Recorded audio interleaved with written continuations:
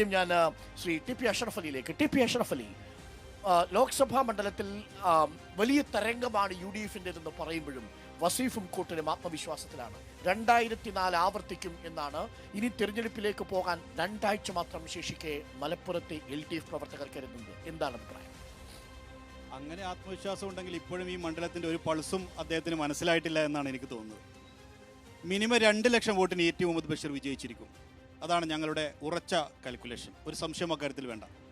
ഒരുപാട് കാരണങ്ങളുണ്ട്. കാരണം പക്ഷേ കുഞ്ഞാലിക്കുട്ടി പിടിച്ച വോട്ട് കിട്ടത്തില്ലെന്നാണ് പറയുന്നത്. 2 ലക്ഷം എന്നുള്ളത് ഞങ്ങളുടെ ബേസിക് ആണ്. അതിനപ്പുറത്തേക്കാണ് പോകുക. 2 മുകളിലുണ്ടാവും, തീർച്ചയായിട്ടും ഉണ്ടാവും. 2 സർക്കാരുകളെയും മതിയായിട്ടുള്ള ജനങ്ങളാണ് ഇന്ന് കേരളത്തിലുള്ളത്. കേന്ദ്ര ഗവൺമെന്റിന്റെ ഈ ജനവിരുദ്ധ നയത്തോടൊപ്പം തന്നെ അവരുടെ വിഭാഗീയ വർഗീയ ചിന്തകൾ, പൗരത്വം പോലും നിഷേധിക്കുന്ന നടപടികൾ, അവർ അംബാനിക്കും അദാനിക്കും ഈ നാടിനെ തുലക്കുന്ന ഒരു കാഴ്ച, ഇതെല്ലാം ഈ നാട്ടിലെ ജനങ്ങൾ മനസ്സിലായി കൃത്യമായ രാഷ്ട്രീയ ബോധമുള്ളവരാണ്. മലപ്പുറത്തിന്റെ ജനത ഇവിടുത്തെ ബ്രിട്ടീഷുകാർക്കെതിരെ പടനയിച്ച പാരമ്പര്യമുള്ളവരാണ്, അവരുടെ പിന്മുറക്കാരാണ്. അതുകൊണ്ട് തന്നെ ഇന്ത്യ രാജ്യത്തെ ഇങ്ങനെ ലൂട്ട് ചെയ്തുകൊണ്ടിരിക്കുന്ന ഈ ഗവൺമെന്റിനെതിരെ അതിശക്തമായ പ്രതിഷേധം ഈ നാട്ടിലെ ജനങ്ങൾക്കുണ്ട്.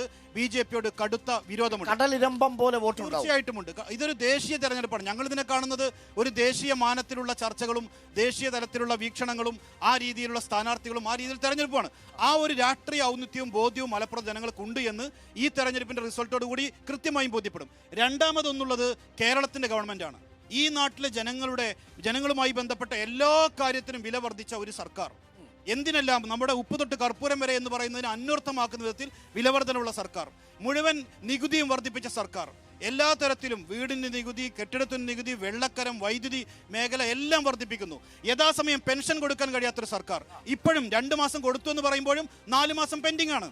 തിരഞ്ഞെടുപ്പിന്റെ മുൻപ് വന്നുകൊണ്ട് പെൻഷൻ കൊടുത്ത് അതിനെ എങ്ങനെയെങ്കിലും ഇലക്ഷന് വോട്ടാക്കി മാറ്റാൻ പറ്റുമോ എന്നാണ് ഇവർ നോക്കുന്നത്. പക്ഷേ ആ തട്ടിപ്പ് പോലും തിരിച്ചറിഞ്ഞ ജനം ഈ നാട്ടിലുണ്ട് എന്ന് പിണറായി സർക്കാർ. ഒരേ സമയം ദേശീയ വിഷയത്തിൽ കേന്ദ്ര സർക്കാർ എടുത്തുകൊണ്ടിരിക്കുന്ന വിഭാഗീയ വർഗീയ നയങ്ങൾക്കെതിരെ മലപ്പുറം വോട്ട് രേഖപ്പെടുത്തും. രണ്ടാമത് സംസ്ഥാനത്തിലെ ഭരണ കെടുകാര്യത്തിനെതിരെ ഷോക്ക് ട്രീറ്റ്മെന്റ് ആവും വിധി. തീർച്ചയായിട്ടും ഉണ്ടാകും. വിലവർദ്ധനയോടൊപ്പം തന്നെ കാണേണ്ട ഒരു കാര്യം, ഈ നാട്ടിൽ നീതിക്കും നിയമത്തിനും വലിയ അഭിമാനത്തോടു കൂടി കേരളത്തിലുണ്ട് എന്ന് പറഞ്ഞവരാണ് നമ്മൾ. നിങ്ങൾ നോക്കൂ, ഇന്ന് കോടതിയിൽ ഒരു കുടുംബ കേസുമായി ബന്ധപ്പെട്ട് തൻ്റെ ഭർത്താവിൽ നിന്ന്, കുടുംബത്തിൽ നിന്ന് ലഭിക്കേണ്ട ന്യായമായ അർഹമായ ആനുകൂല്യം ലഭിക്കണമെന്ന് പറഞ്ഞ് കോടതിയിൽ കേസിന് പോയാൽ പോലും 50 രൂപയുണ്ടായിരുന്ന കോർട്ട് ഫീ ഇന്ന് 2 ലക്ഷം രൂപ വരെ വർദ്ധിപ്പിച്ചിട്ടുള്ള രൂപത്തിലേക്ക് ആ മേഖലയിൽ പോലും വിലവർധനവുണ്ടായി.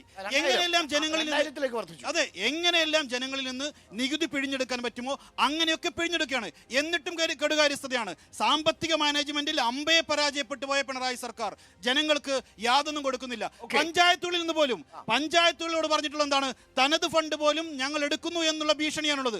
3ാം ഗഡുവായി മാർച്ച് മാസം കൊടുക്കേണ്ട പണം കൊടുക്കാതെ വികസനം മുരടിച്ച് കോൺട്രാക്ടറുടെ കീശയിലുള്ള പണത്തിന്മേൽ നാട്ടിലെ വികസനം നടക്കേണ്ട സാഹചര്യമാണ് ഇന്ന് തദ്ദേശ സ്ഥാപനങ്ങളിലുള്ളത്.